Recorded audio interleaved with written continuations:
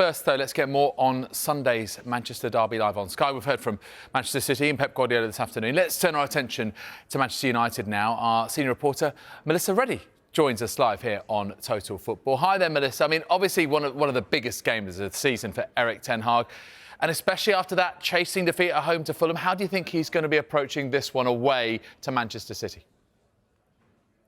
Well, Erik ten Hag was actually quite defiant and buoyant in his press conference yesterday. He said Manchester United have done well recently against Manchester City and Liverpool more recently. And also the fact that he can smell this excitement from his team and confidence heading into the derby. He was also very quick to point out United's form and the fact that they've only lost one game in all competitions this year. Now, the reality is that there should be trepidation heading into the derby for United because City have won 5 of the past 6 fixtures. And while United have only lost one game this year, the performances have not been very good. There's a muddled sense to their tactics, as Jamie Carragher pointed out very well on Monday Night Football. And there's also just a sense that with their injury list, especially the absence of Luke Shaw, Lisandro Martinez, and Rasmus Højlund, they're very hampered in how they can play. They're quite restricted. So it will be interesting to see how they set up, because City as well are just in their typical second half of the season form. They're unbeaten. I think it's now across 18 games. And it's just the City that we know, when they're in their full stride, they are so hard to stop. Do you know what Manchester United could really do with is an informed Marcus Rashford, Melissa? Not the case this season, and we know that there have been off-field stories as well. Rashford gave a revealing interview talking about frustrations that he has with how he feels that he's being portrayed. Does he have a point? What do you think of what he said in that interview?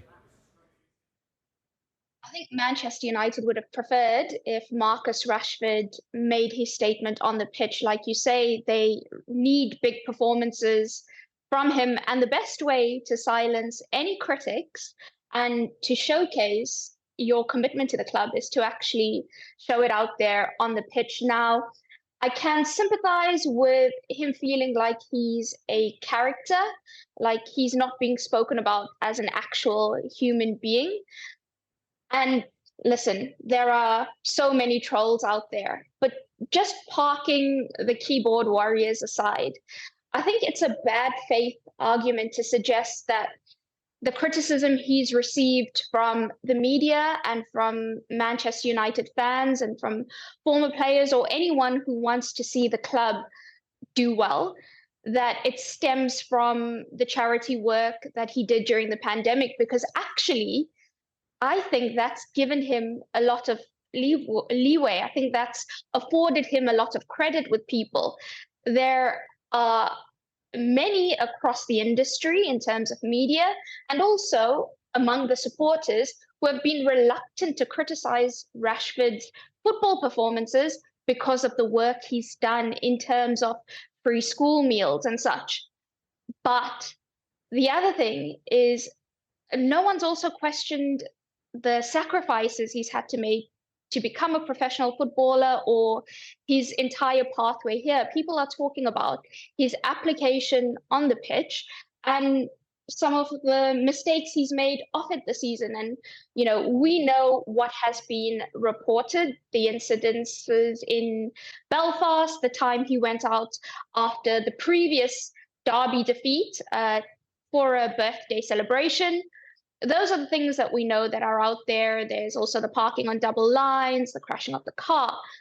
But around the Jadon Sancho situation, there was a lot of talk from people close to Sancho that other players at United were not following the rules, were not turning up for training in a good state, weren't performing well. And Rashford's name was one of those ones thrown into that mix.